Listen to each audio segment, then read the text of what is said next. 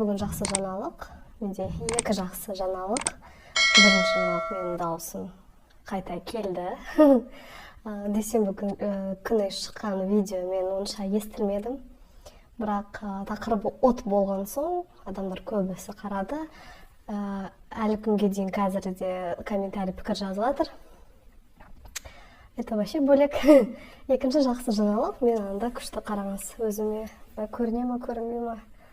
Хнадан жасаған. Это мхенди дейді оны. Өзіме өте ұнады. И мне кажется, ақ рубашка вообще мощно көрініп жатыр. Да? Круто. В общем, настроением жақсы.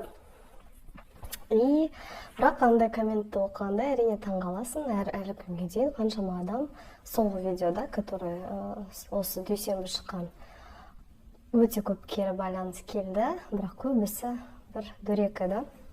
Ну ладно, ничего страшного. Бізде бүгін жаңа тақырып. Ойлағаным, себебі мен пікір оқығанда қараймын да, қандай тақырып әлі қызық, қандай тақырыпты әлі қозғау керек, ашу керек. Кейбір сұрақтар постоянно сұрақ қоя береді бір мәселелерге, бірақ оларға уже видео бар. Мен просто өзім оқырмандарыма сол видеоны қайтан жіберем, да. Бірақ өте ескірсе, немесе мен біресе қосам десем, әрине осындай жаңа видео түсірем. Бүгін бізде жаңа тақырып, себебі мен оны ешқашан ашпадым, бірақ та YouTube емес, Instagram парақшамда соңғы осы аптада бір опрос жасағанмын.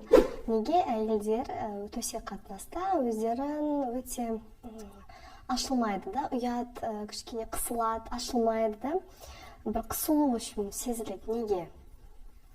И менің оқырмандарым арасында тек қана еркектер емес, әйелдер де өте көп. Инстаграмда менің 70%, где-то 60-70% это әйелдер болған соң, олар менімен бөліседі. И олар айтады, мынандай бір мәселе. Айтады, төсек қатынас кезінде біреулер кіріп қалады деп мен қорқамын деп. Ол тек бір әйел айтқан жоқ, да, мен сізге бір общий картина айтып жатырмын, себебі осындай кері байланыс өте көп келді. Көп әйелдер айтады, бірнеше рет сондай болған, төсекте күйеуімен жатқанда енем кірді, күйеу бала кірді, інісі кірді, еще біреулер кірді, или күйеуінің қарындастары да кіреді.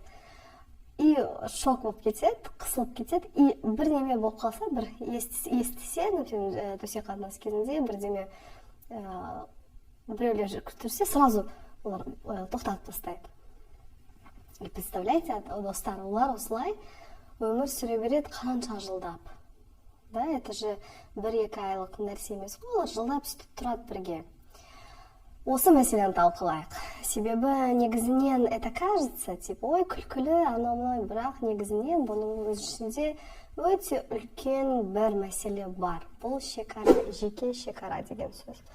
Негізінен жеке шекара психология тарапынан адамдарда тек қана төсек қатынасына тірелмейді. Ол сіздің жұмысыңыз, ата-аналарыңызбен, туысқандарыңызбен, достарыңызбен, любой, да, қарым-қатынас құрғанда әр адаммен шекара болу керек.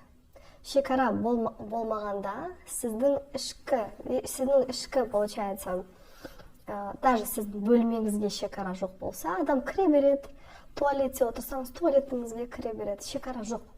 Сіз бірдеме жасайды, алып алады, потому что сіз оған ашықсыз да, ала бер, не істесең де істей бер, менің шекарам жоқ.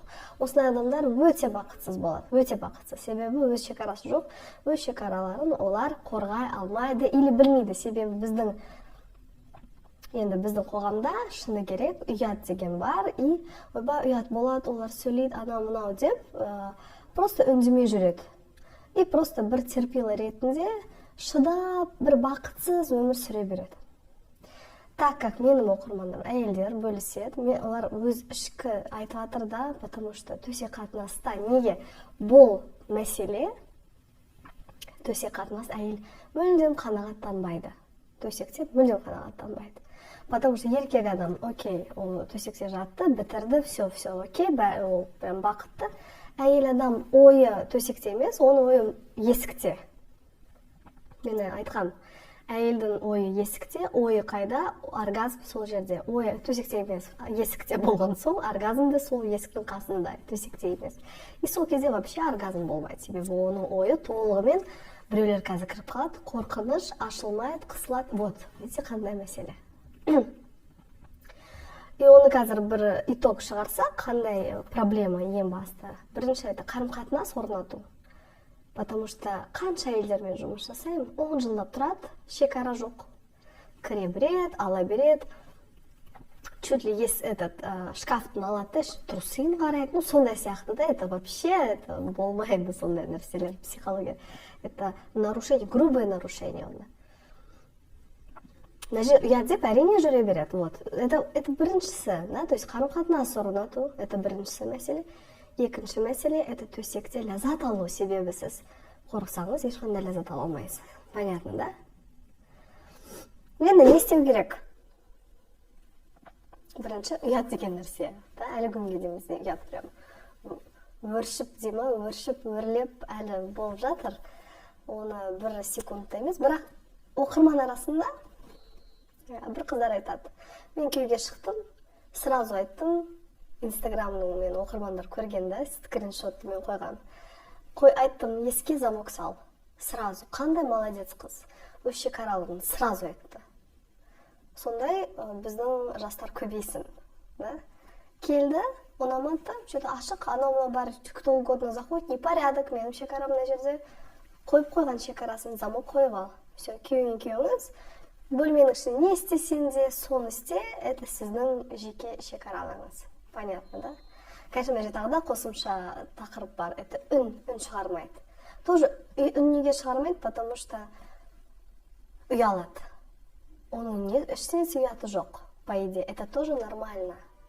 Сіз білесіз, ерлі-зайыптылар, жастар, тем более, да? Или, ну, обычно жастарда вот есть егер сіз уже баяғыдан бері бірге тұрватсыз, әлі күнге ұят десеңіз, енді сөйтіп өмір бойы үндемей төсектің бір ләззатын ала алмайсыз, да? Ну, ала аласыз, бірақ максимум түрде ала алмайсыз, да?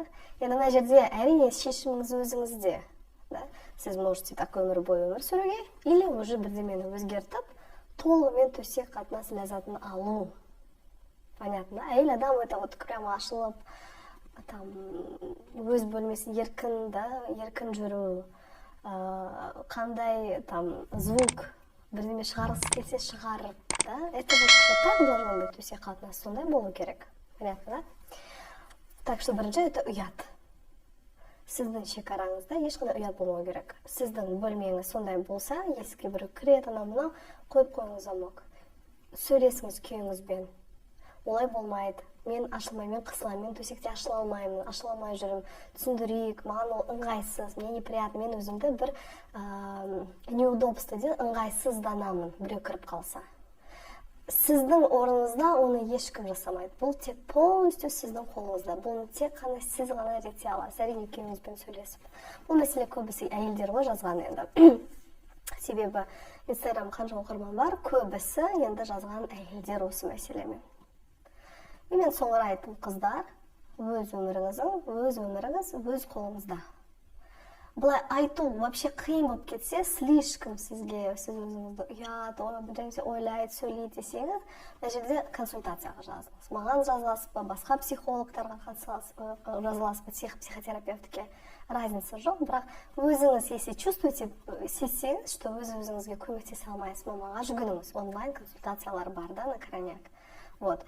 Немесе осылай жүре беріңіз, да, это сіздің шешіміңіз. Біз өмір сүрген түріміз, это біздің өзіміздің шешіміміз. Сіз осылай, значит, шешесіз и осылай өмір сүргіңіз келеді. Все, да? Так что ең қандай шешу жолдары, да? Окей, сіз шештіңіз, мен өзім шешемін, все. Начинайте, сіз бірге тұрған үйдегілермен уже сөйлесіп бастайсыз. Маған комнатыма кіргенде қағыңыз, кіруге бола-ма деп. Бұл менің жеке бөлмем, мен мына жерде трусымен жүруім мүмкін, тыр жалаңаш жүруім мүмкінмін. Айтыңыз, понятно, это біріншісі.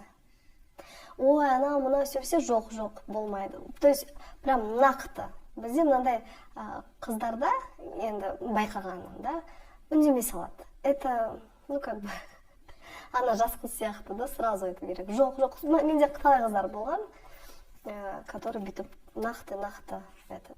И екіншісі, сіз уже бастайсыз, көресіз қаншалықты сіз төсек қатынаста өзін ашылып бастайды, потому что сіз білесіз, ешкім кіре алмайды, сізде өз бөлмеңіз, өз территория, да? И все. Төсек жағынан там, как называется, дауыс, анау мынау естілсе, ештеңе етпес, естілсін. Вы же не будете на весь дом енді, да? Енді кішкене шығарса, кішкене де естсе, это же бәрі адам баласы, это норма, но норма ретінде санау керек. Сізде, как, знаете, чаша весов дейді ғой, таразы деймі? Ұятпен жүре бересіз ба? Әлде оны қабылдап, шекара жасап, сіз өзіңіз төсек қатынасына ләззат аласыз. И не только төсек қатынас, өмірде сіз уже гармония, ләззат, бір өзіңіздің өміріңіздің сапасын өзгерін байқайсыз. Это мен сізге нақты кепілдік беремін. Себебі өз шекарасын нақты білген адам бақытты адам. Нақты біледі, нені қалайды, нені өзінің мақсатын біледі, и қалай адамдармен сөйлесуін біледі. Ол жертва емес, потому что нақты біледі. Да? Все, достар, осы сұраққа, осы тақырыпты мен аштым деп ойлаймын, себебі менің парақшам әрине жыныстық сауаттылық. Жыныстық сауаттылық бұл төсекте ләззат алу, екеу тарапынан.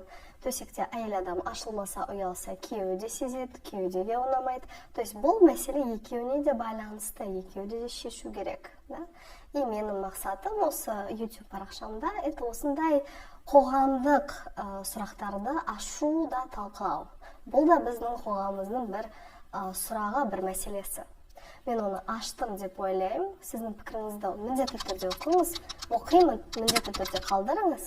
И керек болса, осы мәселені ары қарай біз талқылайық. Рахмет, сау болыңыз.